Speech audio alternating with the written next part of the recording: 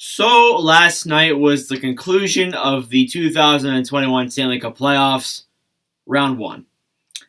It included a lot of surprises and expected blowouts, and it included some people that, when you looked at the beginning of the series, you would have thought, I didn't think they would do that. And, yeah, it really was a really surprising first round for a lot of things. And we're going to review every single round, kind of a short little take. It's not going to be like in-depth, every single game review. No, it's just going to be a short little tidbit on each series. It may take me a little bit longer to review other ones, but we'll get into that. And then we'll also talk about what players I thought were the best and what players I thought just had absolutely breakout series in round one. And we'll also talk a little bit about round two as well. And by the way, I know that the Vezina finalists have been announced. If I have time before I have a hockey game tonight, I might make a video on that and just, discuss them and see if, I expected them. Because I did. And then, as well as that, tomorrow is round two preview for Montreal and Winnipeg. That's tomorrow. I'm also streaming the draft lottery tomorrow, so it's going to be kind of an interesting week for me. But yeah. Nonetheless, it should be a pretty fun week. And anyways, if you haven't already subscribed to the channel, please go make sure to do that. We're getting close to 900, or we're getting there. Not close, but we're getting there. So it would mean a lot if you would subscribe. And yeah, let's get into the first series. The first series I wanted to review was between the Carolina Hurricanes and the Nashville Predators. First round in the Central Division. The winner was obviously Carolina in 6 games. Now, I gotta give it to Nashville because at the beginning of this series, some people said that Carolina was gonna sweep the Preds. Some people said, yeah, it's gonna be in 5 games, and that 5 games, the goalie will steal one of them. And in also those 5 games, Carolina would be incredibly dominant, scoring, 20 goals in 5 games, is what I heard from some people. No, it really wasn't that. And I mean, it did look like that after the first 2 games. And let me just say, the Carolina, their fan base is just electric. 2 of my really good friends are Hurricanes fans. So I'm sure they're both pretty proud of their performance in round 1. Round 2 is leaving a little bit of some questions, but, we'll get into that later. But, yeah, I do think that nonetheless, Carolina played great in that series. But I also got to give it to Nashville for sticking in tight. And I got to also give it to Luke Kunin. I'll talk about him more later, but I thought he was the best player from the Predators in that series. Just the goals he scored, the way he played, he was just great for the Predators and the Hurricanes. So, we'll see what awaits Carolina in round 2. And speaking of round 2, one of the teams, that they'll be playing is the Tampa Bay Lightning. And in their series against the Florida Panthers, they won that in 6 games. Now, it really was a great series, and I want to see this more. I want to see this even more when we get into the playoffs in the coming years, because, I'm assuming we'll see them soon. If Florida can keep this dominant performance heading into the next couple of years, and we know Tampa's a powerhouse, so they'll be able to do that, of course. So yeah, I'm really excited for the series for Florida and Tampa. It was mostly Tampa, because Tampa went up 2-0 in the series, and it really looked like, yeah, I don't know. And then Spencer Knight did come in there for games 5 and 6, and really did put a good performance out there. I thought he played great in game 5. Ignore the first shot on net. Just ignore that. But yeah, I thought Spencer Knight played great. I thought guys like Mason Marchment, a guy who, if you're not a Florida Panthers fan, you probably don't have much of an idea who the heck that guy is. So he played great in that series. And also, I got to give it to Nikita Kucherov. The man just came out of nowhere and just started playing like Nikita Kucherov. Like back in the playoffs, Nikita Kucherov. Because the man was out the whole season, and I know everyone complains about how Tampa cheated the salary cap and how that was just ridiculous and, you have the league on your side, all that. And I mean, look, that is true, but they've been very smart with their moves. They've been acquiring a lot of good players, and they really give up first-round picks like it's nothing. Like, I remember last year with San Jose, They claim Ozzy Weisblad, who I think will be a great prospect for the Sharks. And then, they traded away Alexander Volkov, and he did pretty good in Anaheim in the time that he was over there. They also traded for David Savard and got a pick away to, I think, Columbus. And Tampa will go far. Columbus will get at least a decent prospect in that. So yeah, Tampa's just flowing out the prospects. It's like, they don't even really care. And then you got Colton Ross and Boilette down on the bottom lines for them scoring goals. Like, it's just really impressive with what Tampa's been doing. But yeah, back to Florida. I think that the Panthers, some people called them pretenders. They're going to win a round at some point. This round was very entertaining. And look, it was Tampa. I had Tampa winning it anyways. And I think that Tampa, with the way they're running through Florida and the way they ran through Carolina in Game 1, they could very well win the Cup. They could very well go back-to-back on us. So I don't know because Colorado's looking like the same thing too, but, we'll see on that front. Speaking of Colorado, let's move on to the Western Conference here to look at the Colorado Avalanche versus the St. Louis Blues. The winner in that series was the Avalanche in 4 games, and that was expected. I think everyone expected the Avalanche to beat the Blues in 4 or 5 games. No one expected 6, no one expected 7, no one even entertained the idea of St. Louis winning the series, and you know what? We were all right. Colorado pretty much handled St. Louis very well. And it also goes to show that Nathan MacKinnon is an absolute insane person. Like, you don't really say much in the regular season because you have McDavid and Crosby and Ovechkin shadowing him and other guys who are just, maybe on levels above them if you ask some people. But if you look at it and in the playoffs, there's less teams to cover. So you look at Nathan MacKinnon putting up, 12 points in 5 games? And I mean, the 5th game includes round 2 of Game 1 with Vegas. But putting up 12 points in 5 games in the playoffs is unbelievable. And, that's why I think Nathan MacKinnon is one of the best players in the league. If not, he probably is the best. He is definitely in that conversation. And, everyone says McDavid's the best, but McDavid can't really do much in the playoffs. MacKinnon can. That's the difference. So we're going to see, that argument continue until they both retire, and then we'll be able to compare it. But, yeah, I'm just really impressed with Colorado and how they're just rolling through teams. I've been telling everyone that for forever. Vegas and Minnesota is the other series in the West Division. The winner was Vegas in 7. And to be honest with you, I thought Minnesota was going to steal Game 7. I really thought they did. This is the second time in a row where Vegas had to, let Game 5 and 6 go and win in 7. The second time in a row where they've won a series, they've had to do this. So I think that goes to show that Vegas, they're going to have a hard time against Colorado. We already saw that in Game 1. But, yeah, it's going to get pretty brutal for that series. That series is going to be very intense. So we're going to see what happens.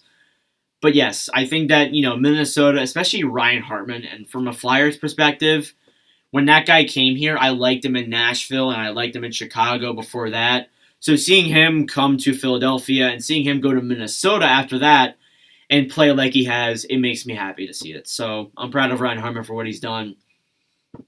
But, it's just not enough. I feel like some people are saying that Kaprizov is really the only player on the Minnesota Wild and there's no one else. And you know what? You're kind of right. You have Joel Eriksson, Ryan Hartman, Cam Talbot, and Kirill Kaprizov, really the 4 most notable guys on that roster. So you may want to go out and get some more people. But the thing is with Minnesota, they're going to want to sign Kaprizov incredibly long term. I mean, who wouldn't? And you're going to want to bring in other guys in the offseason too to kind of stack up your team. And I think if Minnesota can pull that off, they could be a great team in the future. But you know what? It was Vegas. I think everyone had Vegas winning. But the fact that Vegas can just, let games 5 and 6 go and then go on and, do what they did,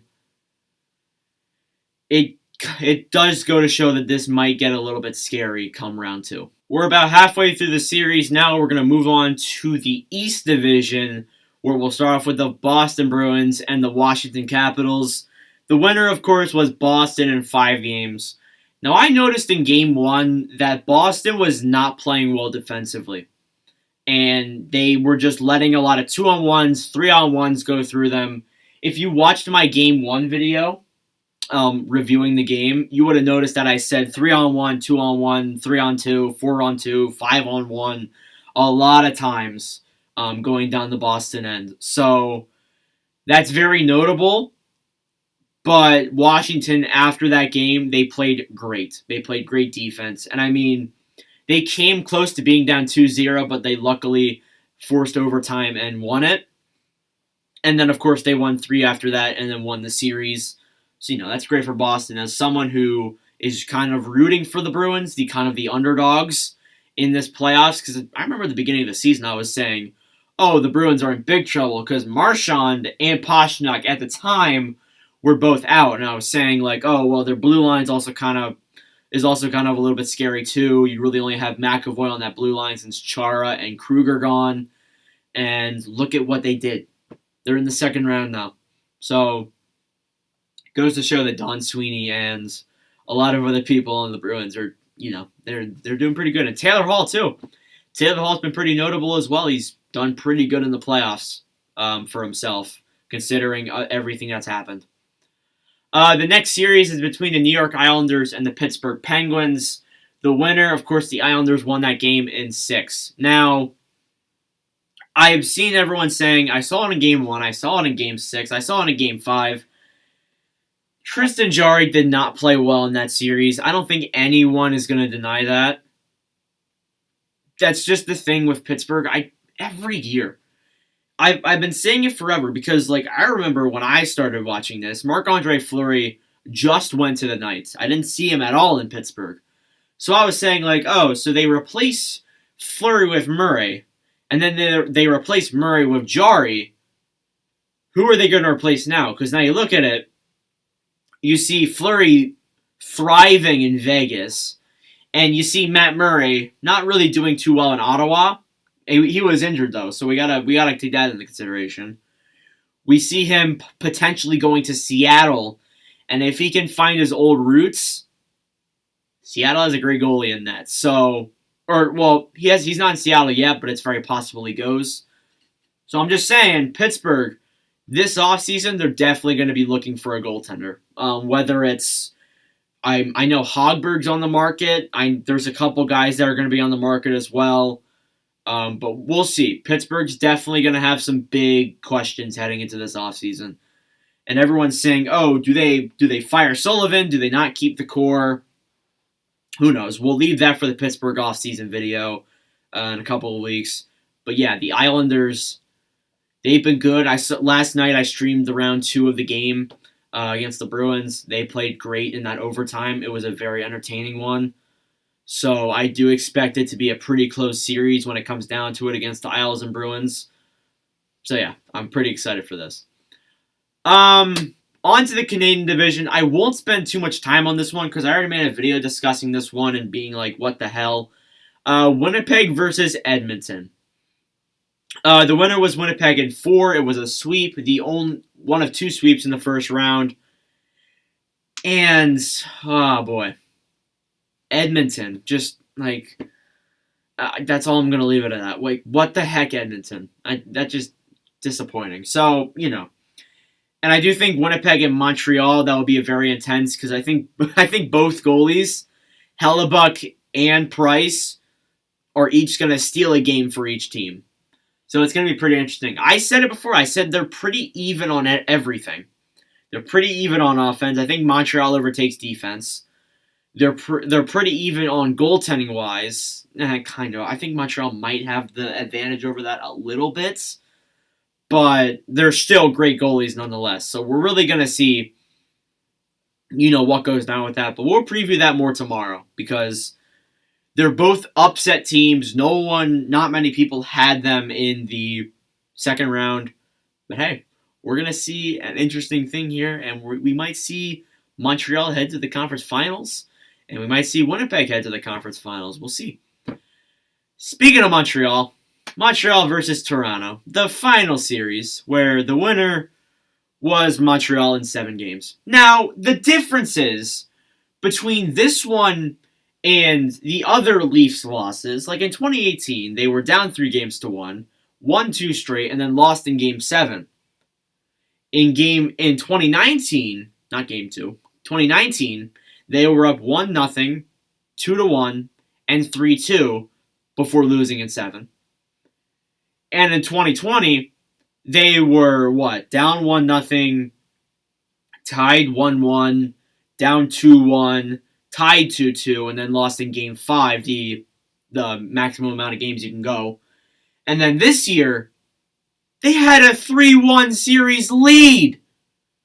And that's the first time I've ever seen them had a lead. I actually thought before game 5, I actually thought that Toronto was actually going to finally go to the second round. I thought that finally the hockey gods would give would give Toronto what they needed. And the fact that they kind of were down 2-3-0 in game 5 and game 6 and game 7. And of course they came back in game 5 and game 6 to force overtime, but Montreal said, nah, we're not doing that. And they forced a game 7 where it was all Habs. The Habs played just incredible defense. Price stole it for them. Matthews and Marner, they just can't. And there's just it's just a big massive blob of just nothing in Toronto.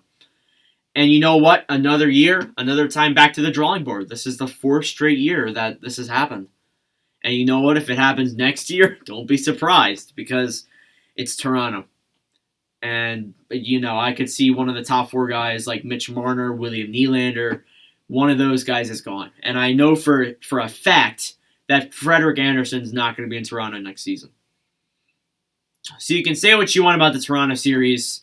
I'm going to leave it at that. But yeah, Montreal played great in that series, and they move on to face Winnipeg in round number 2. All right, we move on here. I'm not going to spend too much time on this because I already talked about most of these guys. Notable round 1 players. Number 1, I had Nikita Kucherov. Pretty obvious. He played great for the games that he played, and I think he's going to be probably a Conn Smythe winner if Tampa goes on to win it. And then you have Nathan MacKinnon at number 2. I thought that he's just incredibly impressive with how he does things. I had Luke Kunin at number 3. These aren't in order, by the way. And Luke Kunin, I thought was great for the Predators. I think that shows what he can do in the future, especially with diabetes. I have a lot of respect for him with that.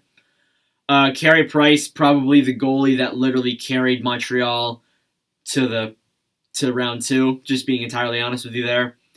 Kyle Connor of the Winnipeg Jets. He scored a lot of goals, a lot of very important goals, in fact. In some of the games, he even sent them to the second round. And then you also have Kyle Palmieri on the other side too, playing well for the Islanders. So yeah, that is the notable players that I have. That is round 1 in review entirely. I will stream a lot of games in round 2. I have a lot planned, and then we'll review round 2 once the time comes. So thank y'all for watching. And for all your support on the channel as of late, it's meant a lot to me. We're rolling to 900 subscribers. We're going to keep trying to get there. And yeah, we're just going to try and have a good time. So thank y'all for watching, for all your support, and I will see you guys in the next video.